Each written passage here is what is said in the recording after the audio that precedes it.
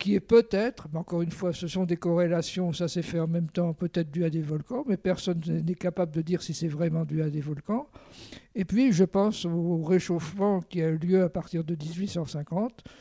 Vous dites, on dit que c'est le début de la période industrielle, mais à l'époque, on ne rejetait pas beaucoup de gaz carbonique dans l'air, et en attendant, ça a changé. Voilà, donc je suis tout à fait sceptique. L'invité de Durablement Vôtre, coup de gueule ou coup de cœur?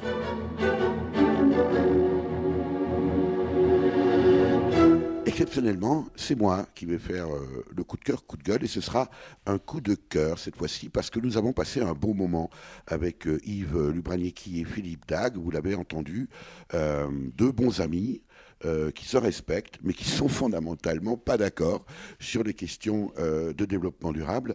Et je me suis dit qu'il y avait là la différence, le point de rupture entre les deux, c'est que l'un est un optimiste invétéré, avec une espèce de foi que l'on peut saluer dans la capacité de l'homme à solutionner les problèmes qu'il génère lui-même.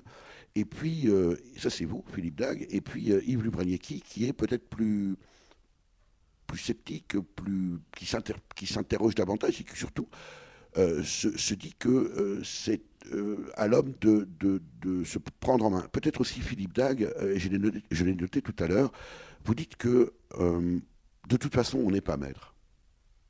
Oui, c'est bien mon sentiment, parce que je pense qu'il faut prendre l'échelle du temps, il faut prendre l'échelle de la planète, et nul ne sait ce que sera l'avenir. Alors on peut faire des hypothèses, on peut faire des schémas, on peut faire de la prospective, mais nul ne sait si dans 5 ans, dans 10 ans, il se passera quelque chose qui fait que le climat de la Terre ou le réchauffement s'inversera. Je suis fondamentalement optimiste parce qu'on a su dans le passé résoudre des problèmes de ce type-là. Nos parents nous ont laissé, par exemple, le Rhin dans un état de pollution déplorable. On peut dire que ma génération a contribué à dépolluer le Rhin et on commence à revoir des saumons dans le Rhin. Alors que fera-t-on sur l'atmosphère? J'en sais rien, mais je fais confiance à nos enfants pour qu'ils arrivent à résoudre le problème. En même temps, Philippe Dague, est-ce que on arrivera à résoudre vraiment tous les problèmes? Et est-ce qu'on les a vraiment résolus? Quand on sait aujourd'hui, on parle beaucoup d'effondrement de la biodiversité. Si l'homme avait véritablement agi pour contrecarrer ces effets-là, on n'en serait peut-être pas là. Ah non, mais il va y avoir 10 milliards d'habitants sur la Terre, il faut les nourrir. On sait techniquement comment on va les nourrir. Ça se fera certainement au détriment de quelque chose. Donc des avantages, c'est qu'on saura gérer la nature pour qu'elle produise de quoi faire manger les gens. On saura gérer la nature de manière à ce que l'espérance de vie augmente. Qu'est-ce qu'on veut de plus? Est-ce que c'est pas une approche strictement utilitariste? Je veux dire par là que si on vous écoute, Philippe Dague, c'est pas une prise de position, c'est juste une remarque. Finalement, l'humanité qui mange à sa faim et vit longtemps, vous venez de dire d'ailleurs, ça suffit. Donc il y a l'approche, j'allais dire presque poétique, le plaisir de se prendre dans la nature, etc. Non, ça suffit sur le plan politique, mais chaque individu sera libre de faire ce qu'il a envie de faire dans le respect des contraintes liées au climat, à l'environnement, etc., etc. On peut s'attendre bien sûr à une conclusion, Yves Lubraniecki, très différente. Lorsque je dis que Philippe Dague, votre ami Philippe Dague, est néanmoins contradicteur, est un optimiste. C'était mon ami. Alors, ça l'est toujours. Et que vous êtes peut-être plus, vous sentez plus acteur finalement de ce changement. Oui, c'est peut-être ça la différence, effectivement, c'est que la position que Philippe défend, moi je veux bien, mais qui fait quoi? Parce que si tout le monde adopte la même position, eh ben, nos enfants n'ont plus d'avenir. Voilà. Déjà, c'est pas toi qui as le micro, alors tu parleras quand tu auras le micro. Donc, nos enfants n'ont plus d'avenir. Alors, moi, j'ai parlé des 4 menaces, là, hein, on en a parlé, hein, l'effet de serre, le nucléaire, le plastique, les pesticides, parce que je les ai reliés, parce que je veux parler du cycle ultra court du carbone. Mais il y a d'autres menaces.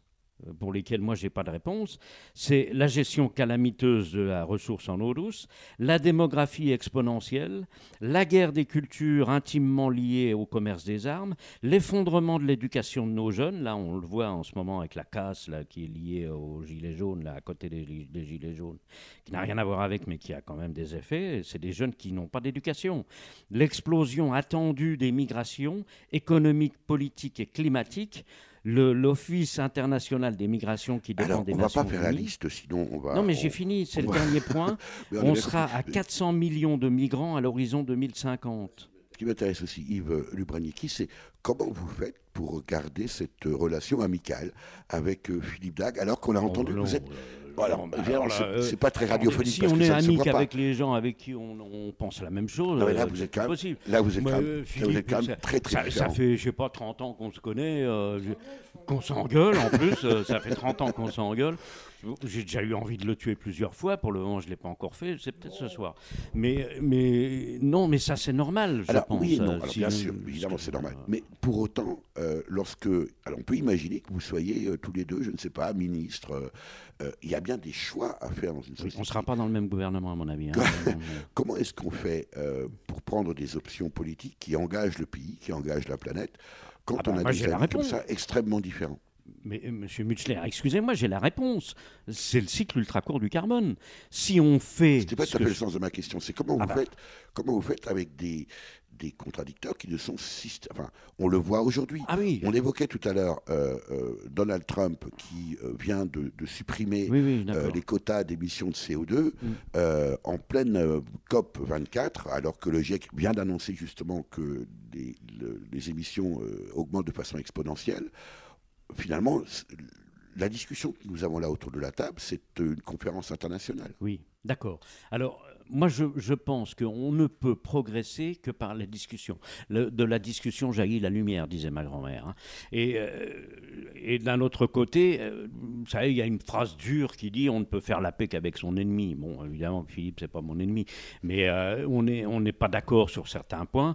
Eh bien, il n'y a qu'en discutant et en s'engueulant qu'on arrivera peut-être finalement à trouver un point commun. Depuis le temps que vous discutez, est-ce que ça a progressé entre vous ? Pas vraiment, non. Yves Lubraniecki et Philippe Dague, merci. Merci à vous. Et merci de votre attention. Voilà pour ce débat entre les ci-devant Yves Lubraniecki et Philippe Dague, réalisé au domicile du premier à Nancy, que nous remercions pour son accueil et d'excellents gâteaux. Pour en savoir plus, obtenir le manifeste d'Yves Lubraniecki sur les 4 pires menaces qui pèsent aujourd'hui sur l'humanité, écrivez à contact@durablementvôtre.fr qui transmettra. Vous avez pu écouter dans l'ordre Demain c'est quand par le groupe nancéen Tournée Générale paru sur l'album éponyme sorti en 2012. Les Centrales par Philippe Laboudigue alias Castelmis paru sur l'album N'importe quelle sorte d'amour sorti en 1982. Et enfin 60 millions d'œufs par le groupe Les Petites Nacelles paru sur l'album 2-3 trucs sorti en 2008.